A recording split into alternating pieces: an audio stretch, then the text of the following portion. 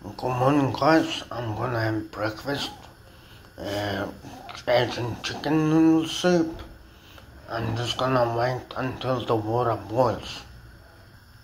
This is what I'm gonna have. So just wait until the water boils.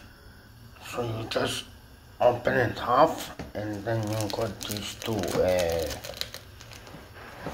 mixes. So yeah, empty them both in. So once the water starts to boil enough, and then just empty the chicken noodle soup. Like that's enough. And then so just close and put the fork over it and let it wait for about 5-6 minutes. So yeah, after 5 minutes, let's see how it looks like. Whoa, looks delicious.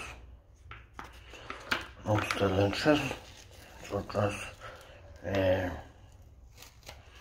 like that one. Look at it. Wow, huh? That's it, Amir, that's it. Bon appetit, Amir. Bon appetit, eggs and chicken noodle soup. See you later.